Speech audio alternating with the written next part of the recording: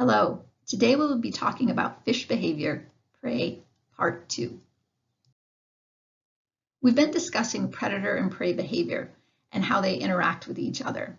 We worked our way through predators, looking at that predation cycle, and we've started it looking at how prey try to disrupt that cycle, try to stop the predators before they become their actual prey. In the previous lecture, we looked at what prey do to avoid detection, the various tricks and techniques they have to not even be noticed by a predator, to stop that predation cycle before it even starts. Now we're going to look at the rest of it, what prey do to kind of keep the cycle from continuing, how they evade pursuit, how they prevent and deflect attacks by predators, and what they do to discourage capture and handling.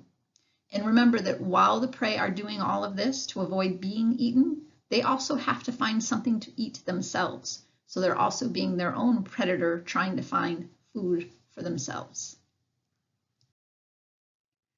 We'll start by kind of combining the evade pursuit, prevent, deflect attacks. That's kind of the same idea of how they work to not even be noticed by predators, how they work to stop it. They've been noticed, and now it's how to stop that next step.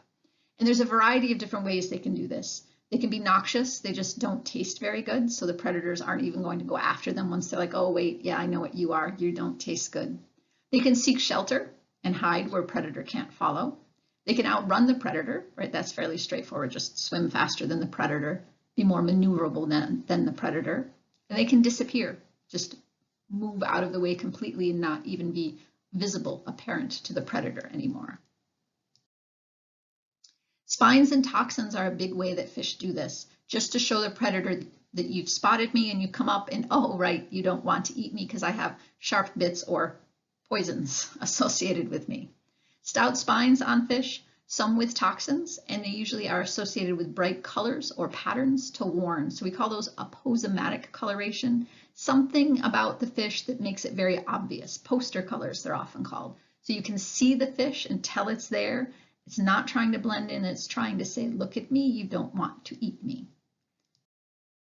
And that lionfish, we had him on the previous slide too, is a very obvious example of this. This one shows the lionfish from kind of above, and you can see how far out those fins go. This fish is not hiding. It's not one of those flounders buried in the dirt at the bottom, right? It's not a fish that's trying to look like a piece of seaweed. This is a fish that's saying, I'm here, and look at me. I've got stripes, I've got these long fins, and oh yes, I have poisonous spines. Don't try to eat me.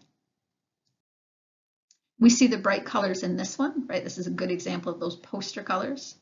This is actually a species of surgeonfish. And they're called surgeonfish because, like all good surgeons, they have their own scalpel. They have these scalpel-like spines near their tail. They can have one or more on either side. That's how they get their family name, the thorntails. Come from this, and they're very sharp to touch. So as a predator, you don't want to go near that. It turns out that this particular species in the picture here, the blue-banded surgeonfish, it's venomous for this one. So very painful if it cuts. Don't grab the fish if you're out swimming with it. It's going to hurt you as well, but it's a reason for predators to recognize this fish, see that aposematic coloration, the warning coloration, and leave the fish alone. So we've got some pictures here to look at a variety of different surgeonfishes. You'll see in some where that scalpel is pretty obvious. It doesn't blend in very well. And you'll notice the colors. And in some cases, it's not so much colors as it is the pattern of those colors. Something that makes the fish distinctive so the predators know to avoid the fish. See here, we've got that nice bright yellow, right? Here's that poster color. And you can see the white of the scalpel there as well. And here we've got a couple more. The unicorn fish here is one of the surgeonfishes, and it looks like it's got the double scalpel on this one. And you can see this fish again, that nice bright yellow patterns there to show you that I am a surgeonfish. I do have my scalpel. And this guy here, look at the bright colors. They're almost fluorescent here, the whitish color and the stripes on the side, the big eye spot in the stripe. And then we have this little guy. This is a blenny, and he's got those two brilliant, almost electric blue stripes down his side. His common name is the blue-striped fang blenny, and that probably gives you a hint as to what's going on here. He is a myacanthus. Myacanthus are distinguished because they have these grooved dentary canines. You can see that nice groove down the middle, and they have glands associated with it. Unique among fishes, these guys have highly specialized toxic buccal glands, and they're associated with the spine, with the fang, so they have the ability to not only bite you with the sharp fang, but to actually have a venom associated with it. And that brings us from that idea of aposematic coloring to mimicry. What if I just look like someone who doesn't taste good? And that's what some fish do. Batesian mimicry, this idea of protective resemblance. So over here we have another one of those Myacanthus, right? So this is another one that has that fang and the venom. And he has a mimic on the other side, a Ch20 here. And you can see they look superficially the same, right? They both have that black line that kind of goes through the eye, the dark on the dorsal fin, right? Both kind of yellowish with more of a silvery head. This guy has the fang and the venom. This guy has nothing at all, no protection. But because he looks like a Myacanthus, fish that have been exposed to Myacanthus and know if I try to eat him, he's got a fang and venom and will stab me, are also going to avoid this fish. So he gets his protection just by resembling someone who actually is bad. That's that Batesian mimicry. And we can take this one step farther. Batesian Mullerian mimicry with a tail of 3 blennies. So right now we have 2, right?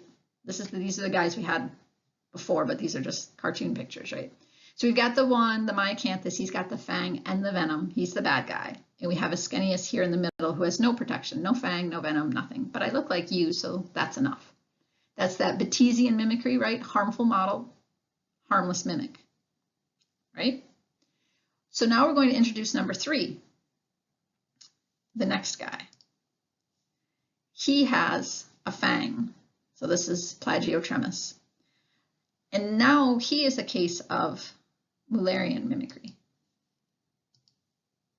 where we have a harmful model up here with the fang and venom, and a harmful mimic with the fang. So again, they look similar, right? They both have that black coloration up there, and they do have that yellowish and silver two-tone body. So there's enough similarity between them that if you come across one that has the fang and venom, you're going to avoid the one with the fang. If you come across one with the fang, you're going to avoid the one with the fang and the venom.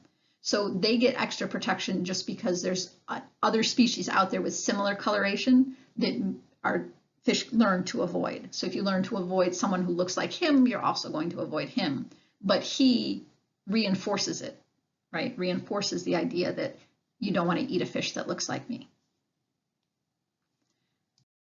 So we end up with this kind of interesting relationship between them. Complicated protective resemblance. 3 different blennies, each with a different level of intrinsic protection against predators. And they do sometimes all live in the same place. So the guy at the top, right, Myacanthus, he's got the fang and the venom. So he has a Mullerian relationship with Plagiotremus at the bottom, because they both have something that reinforces that idea that I'm not something you want to eat. The one in the middle here, he's Batesian with both. He gets reinforced that this kind of fish shouldn't be good to eat based on the 2 that do have the fangs. So we have that Batesian mimicry, that's the protective resemblance, the idea that I look like you guys, so I'm safe. But we also have the Mullerian mimicry, which is protective reinforcement, which says, yep, you don't want to eat me. So does this actually work with fish? They did an experiment looking at what happens if you give a fish these different little guys to eat. Do they realize, can they learn what they're eating? Do they actually change based on their experience? So we took a Caribbean grouper and we gave it the different Pacific blennies to see how it would react. So we started with the harmless one, the Ch20 here in the middle, has no protection, right? Well, the grouper ate him because he was tasty. Then we introduced a harmful one, and the grouper ate that and said, no, I don't want to eat this, and immediately spit it out. Nothing to do with that fish. So then they put the harmless guys back in, and the grouper did not eat them. It had learned that no, fish that look like that are not good. So then they put the harmful one in, but they took out the fangs so that it couldn't actually hurt the grouper. The grouper still didn't eat it. It's keying in, they think, to the color, that the color is the cue that this is not a fish I should be eating. The grouper does not appear to have the ability to tell it has fangs,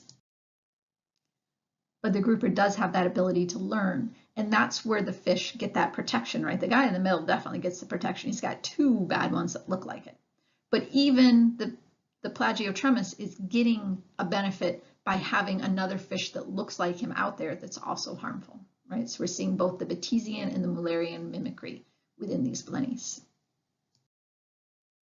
Another example of this Batesian-Mullerian mimicry, again with some more blennies. We have a striped blenny up here at the top, or the striped fang blenny, and you can see immediately, right, the general way they mimic, right? They all look about the same, black and white striped fish with some yellow on one end. Look a little different, but generally about the same. But the guy at the top, yeah, he has our fang and our venom, so he's the bad one. He's the one you don't want to get bit by. The venom that he has is actually pretty cool. It stuns predators, it targets their opioid receptors, and that causes their blood pressure to be reduced, and it relaxes the jaw, and the blenny can escape. And it's also stabbed them, so they probably want it to escape. The middle guy here, he has fangs, and he will bite if you handle him, so it's not like he just has them to be noticed. They're there, but no venom. The bottom one, he's a cardinal fish. He's a Batesian mimic. He has nothing at all. So these two, right, are Mullerian mimics, right, reinforcing the idea that you do not want to eat a black and white striped fish with yellow on its head. This guy down here is hoping that any predator has already tasted one of these and won't try him, because if you eat him first, you'll think that they're all tasty little fish. Another way that fish mimic is with polychromatism. So poly is many and chroma is color. And this is just the idea that some fish have the ability to change their color throughout their life. So they'll have certain colors for juveniles and then certain colors for adults. We can see this here in the middle picture. This is the juvenile on the left, and this is what the adult looks like on the right. So we're seeing a big color change. But when those fish are juveniles, when they're young, when they're small, when they have more predators, they mimic these angelfish here, these pygmy angelfish, and look very similar to them. It gives them some protection when they're juveniles and they're small. And once they get larger and they're not as much of a risk at predation, then they change their color into their adult coloration. And we can use this to be sneaky if we want to. So this is a cobalt slender grouper. This is the adult, a nice bright blue color. And over here we've got the juvenile, who looks like a wrasse. And what it will do is the juvenile will hang out with the wrasse and mimic it. And this allows the juvenile, which is predatory, to get closer to its meals, because it looks like just a harmless wrasse that's not coming to eat anything major, and it can sneak in and get in other places. So it's a different way to have that behavioral mimicry as a juvenile. But once you get bigger, you don't worry about it. Other ways to escape pursuit. So you can do it other than mimicking other fish or having that bright coloration. You can hide. That seems like the obvious one. If a predator comes, you run and hide. And we do see that many of our coral reef fishes will take shelter when they spot a predator. Hiding only works if you have a refuge nearby, if there's some kind of crevice, some place where you can hide, like this little parrotfish here, which luckily could get out of the way of the foraging sharks. Your swimming ability is linked to your foraging distance. So if you're in a coral reef and you're a good swimmer, you, not the individual, your species, your fish has the right body shape, the right tail aspect ratio to be able to swim quickly, then you can forage farther from your hiding spots. If you're kind of a chunky fish that can't swim very well, then you're going to forage closer to your potential refuge because you can't swim out of the way as quickly. Many fish show a quick reaction to water displacement. So the sudden movement of the water, the fish will quickly dart away from that. And it's thought that that's related to that suction. Remember, lots of fish, the protrusible mouth, right, and the suction that sucks in the prey. And the thought is they may be reacting to a sucking response, that if there's a predator out there that's pulling the water towards them, that fish wants to escape from it. And we just run away. Small size can be very helpful if you're in tight quarters, right? If you've got more maneuverability, it's easier for a smaller fish to make those quick turns than it is for the big fish following behind. And that again works well when we're on that reef, right? And we've got places potentially to hide from a predator. But if you're in the open ocean, there's no place to hide. And it helps to have a few tricks up your sleeve. Flight is one of those really good tricks. Flying fish will leap into the air. And that helps them in a couple different ways. Air is not as thick as water, right? You can move quicker through air, so the fish can actually move faster. And the fish that's chasing at that predator can't see where the flying fish went, so it doesn't know where it's going to land, right? It's not like it can just run ahead and wait for the flying fish to fall into its mouth. It knows the fish took off, and it knows it's going to land somewhere. Flying fish also tend to have a very unpredictable flight path. It's not straight, it's kind of random, and that probably helps as well. Just the fact that you've lost the predator for a short period of time may be enough to help you escape from that predator. What if you're in a group of fish? What do you do if the predator comes? Well, the shoals react in different ways. Usually they immediately change from a shoal to a much more organized school where we're all swimming together. But generally, if you are in that shoal, you have reduced predation, right? There's less chance of you being eaten. And that might be the dilution effect. You don't get eaten because there's lots of other things for that fish to choose from. It might be that it's hard for a predator to pick out an individual fish when all of the fish look alike. And it could just be kind of the idea of the selfish herd hypothesis, that the idea is that if there's a lot of individuals, the more individuals I place between me and the predator, the better chance I have of escaping. So I don't have to be faster than the shark, I just have to be faster than you. And the shark will eat you and I escape. And shoals obviously are important to fish because about 25% of our species are always in a shoal. Over half are in a shoal at some point in their life. So quite often juveniles will kind of be in those groups, and then as adults they may be more solitary, but about a quarter of our species are always in a shoal of some sort throughout their life. How do shoals respond to predators? Well, if it's a slow predator that's following them, the shoal just keeps in front of it. Let the predator follow them carefully. They may do what are called predator inspection visits, and this goes back to that idea of, hello, predator, we see you, where some from the school may go out and approach the predator to kind of let it know, we know you're there, and then they'll return back to the school. They may also divide around an approaching predator. So when the predator's coming at them, they may just kind of swim around the predator and kind of encircle it a bit and then just keep going, letting the predator know, we're aware that you're there, we're not close enough for you to get, go somewhere else. And we see this in different ways. So we'll have this confusion effect. The idea is that there's so many individuals there that we're going to confuse the predator by all moving differently. So we might go streaming by the predator like this, very quickly moving, so we can't pick out one individual fish. And you can see some of the other examples we've talked about here, right? The inspection visit where you kind of go up and check them out. So this is a little graphic from your book that shows different ways that a shoal or a school can react to a predator, and it kind of hopefully allows most of those fish to escape.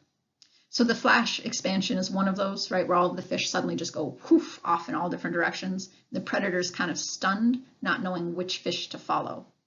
The skittering one is interesting too, where the fish just kind of swim along, but they'll skitter, they'll roll and flash. So if you think of like those silvery fish that are in their school, and we said that if they swim vertically, right, that they kind of almost are invisible, but if they roll a bit and skitter, then they show a silvery flash at the predator, and that may distract the predator. He might be aiming for a fish over here and there's a flash and he goes this way, and just enough to mess him up a little bit. They can do that predator encirclement where they make a vacuole around the predator, so he's in the middle and the school kind of goes all the way around him and lets him go by, or they go by him. They can fountain around it, they can stream and avoid it, they can group jump. There are all different ways that they can kind of avoid the predator and let the predator know that they're aware he's there. Everything they can do to avoid that actual attack. And they do this through what's called the Trafalgar effect.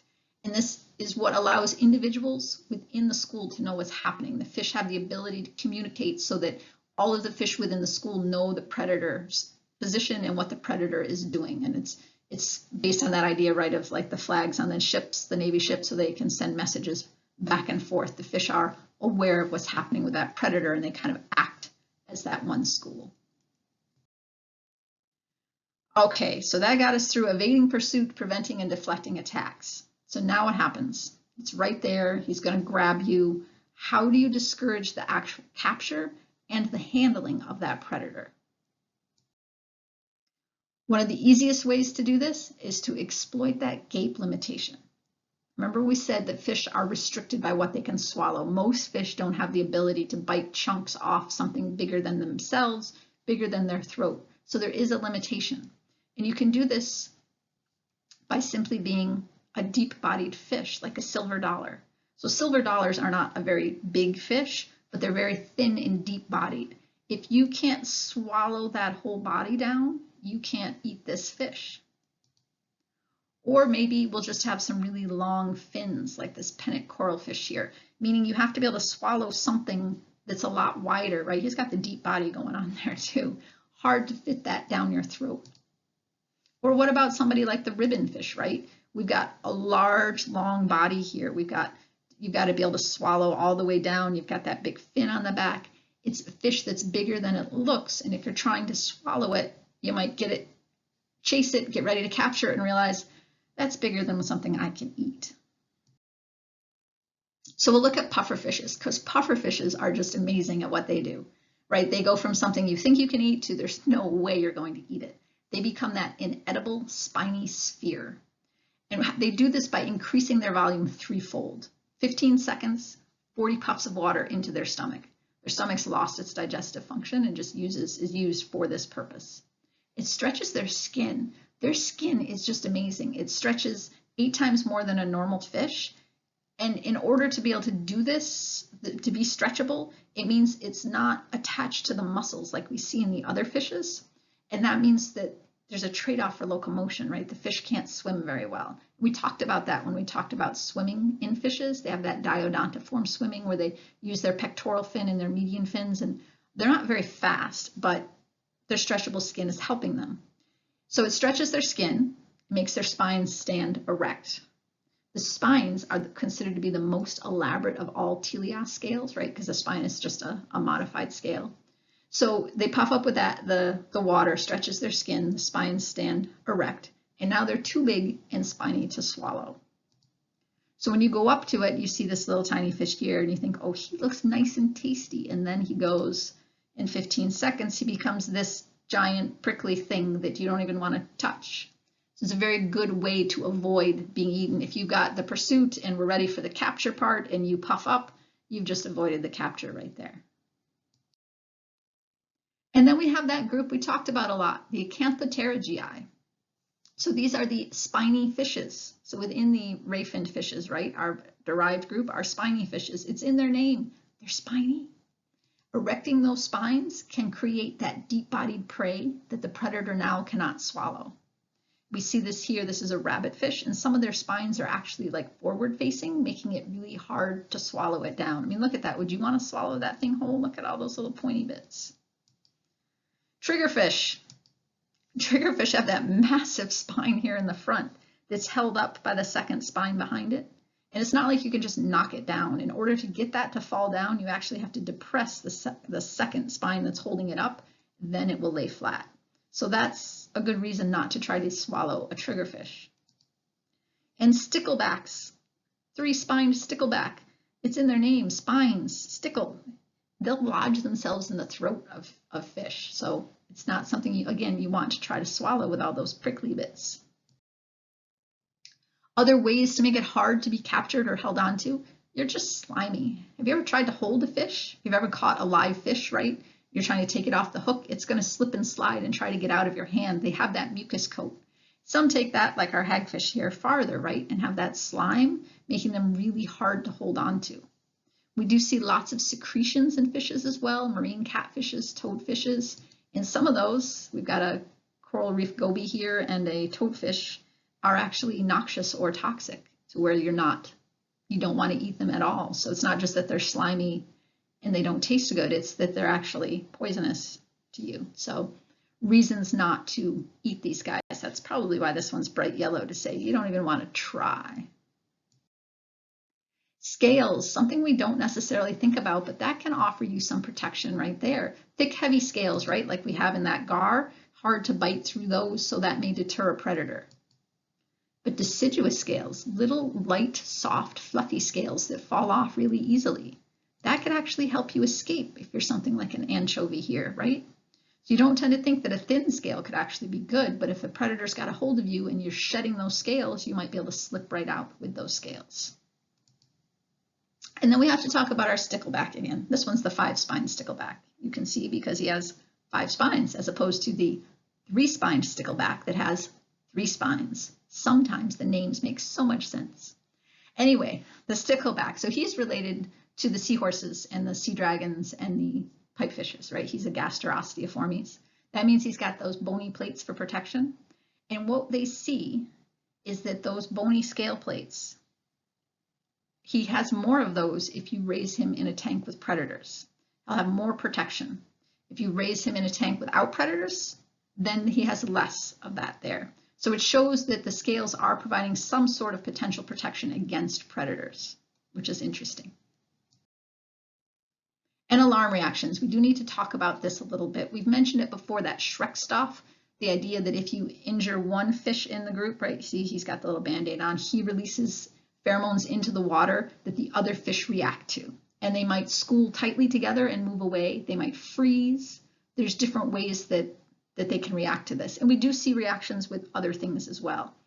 With the Ch20, we have, I found this little picture which someone else made up, which was kind of cool. And it's, oh, what's that smell? And it's the chondrium sulfite. That's what the main Ch20 is.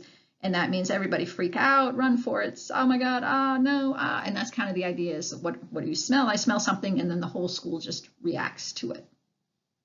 And it's one way you can then deter, right? If you've got a predator there and he's gone after one of them and he turns to go after someone else, by spreading that reaction, that alarm through the water, the rest can escape, hopefully. And what's interesting is that fish have all sorts of senses and ways to tell what's going on in ways we might not think about. If you take water that did contain a predator and you put the fish in it, it can react to the water and act as if there's a predator nearby. If you take predator feces with the remains of the conspecific, so it's eaten some of your friends or some other individuals of your species, and it's the feces that are present, then the fish is going to react to those as if the predator's there and try to leave as well. We do see some visual options, visual reactions as well that kind of send out that alarm reaction. There may be fin flicking, especially between an adult and offspring, telling them that they need to hide. And some fish make distress sounds. And the idea there perhaps is that even if it's a predator that's approaching you and has just grabbed you, if you make a sudden sound, perhaps that will startle the predator into dropping you and you can escape and get away from the predator. That takes us through prey behavior. We worked our way through how prey evade pursuit, prevent, deflect attacks, as well as what they do to discourage capture and handling.